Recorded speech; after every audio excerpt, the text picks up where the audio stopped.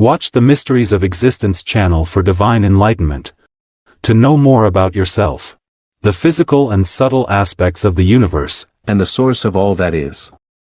This is a message brought to you by the Harbinger of the Last Covenant, His Grace, Iyke Uzorma, author, Archbishop, University Chancellor, scholar in extraterrestrial research, professor of Christian education at St. Thomas-A-Backet University, England, recipient of Nelson Mandela Excellent Leadership Award in Africa, former living Grand Master in the Order of Terrestrial and Astral Hierarchy, amongst others.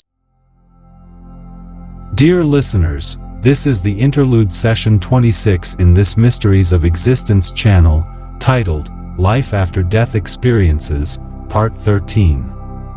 It is a great exposition of the Harbinger of the Last Covenant, His Grace, Iyke Uzorma, for every human on earth, which is read here as follows.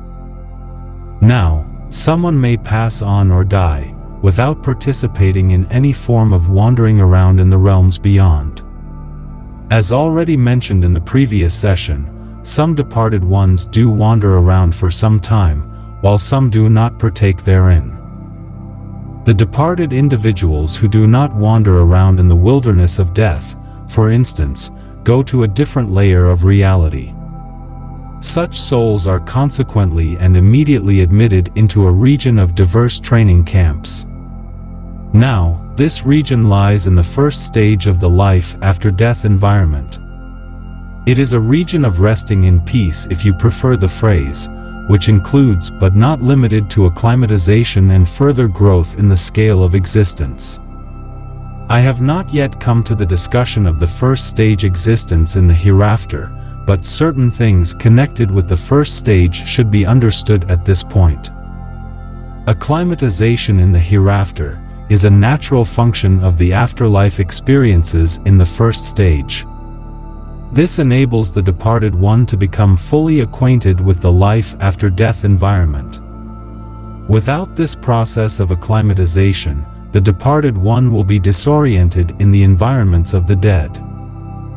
The first stage of the hereafter has different layers of consciousness and experiences.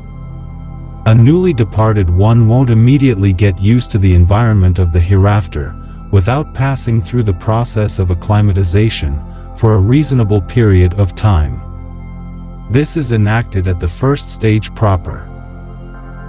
The process of acclimatization, under the guidance of the monitors who guide the path of death, is of utmost importance here. It enables a departed one to grow and understand certain things, before progressing further to the next level. There is no point in existence in which progression isn't required anymore. To this end, in Part 8 of this material, I made mention of some departed ones who were lodged in a certain afterlife environment, which was referred to as, under the altar. Such holy ones were consequently asked to wait for a while, for certain things to be done before further progression. This is recorded in the Bible book of Revelation, chapter 6 verses 9 to 11. Now, it is in this first stage that the departed one is placed under the bosom or guidance of a particular advanced being, to learn the art of acclimatization. When the learning process is done with, and the departed one is truly matured, he will then move on to the next level. The illustration related to this first stage in the hereafter, made by the great Lord Jesus the Christ, is very significant in this connection. In the Bible book of Luke chapter 16, the Lord spoke of Lazarus, who died and was carried by the angels into Abraham's bosom. In the first place, the life after death experiences of Lazarus, in the bosom of Father Abraham, is different from the life after death experiences of the souls under the altar mentioned in the book of Revelation.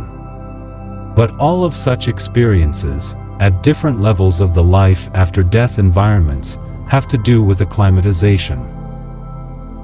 A renowned international Christian preacher once proclaimed that Lazarus was brought to the bosom of Abraham in the hereafter, because he was a beggar in the world of man.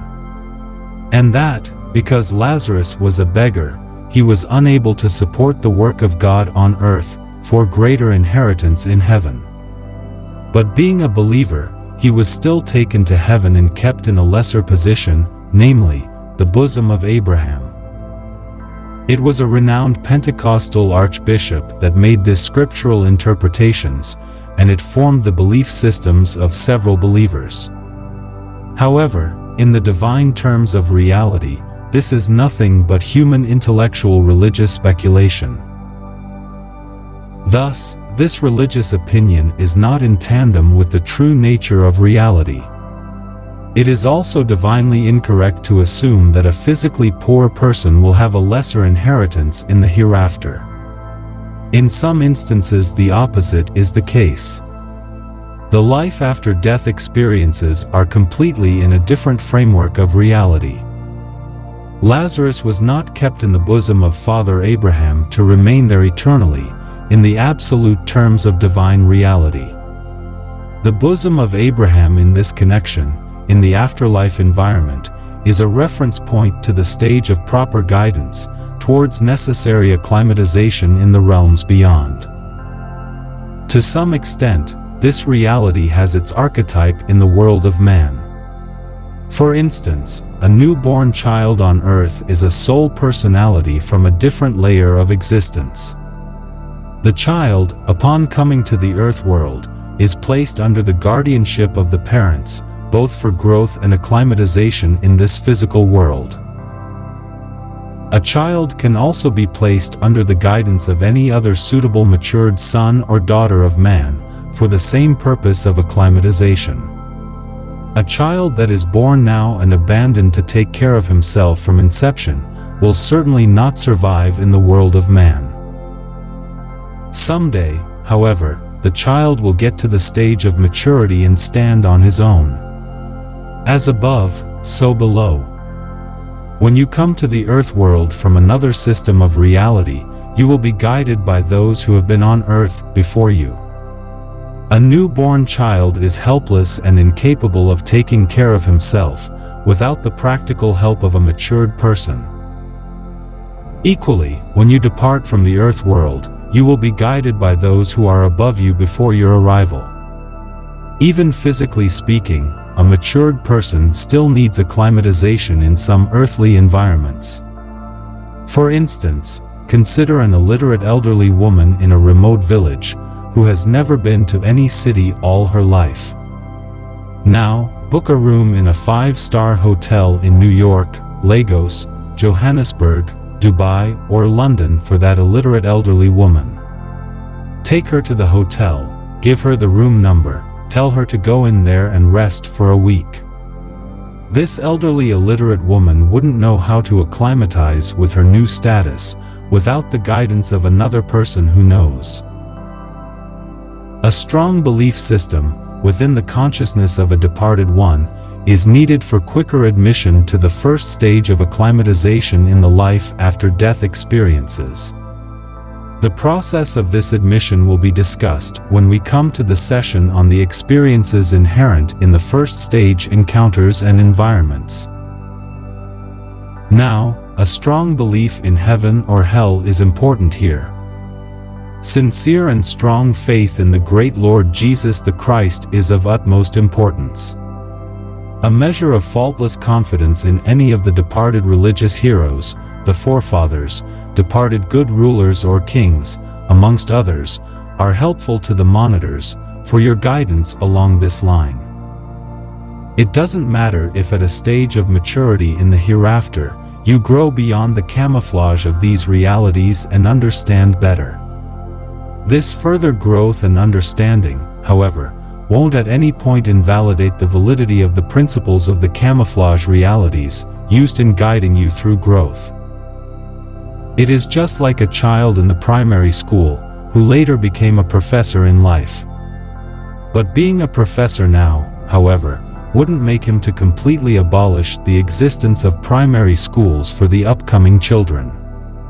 We will understand this better, if we know that existence is in a constant state of becoming, here or hereafter. A strong belief in any person that there is no life after death is extremely disadvantageous here. This belief system brings tremendous disorientation into the consciousness of a departed one. Such a departed one will, following this belief system, be enamored in extreme bizarre situations.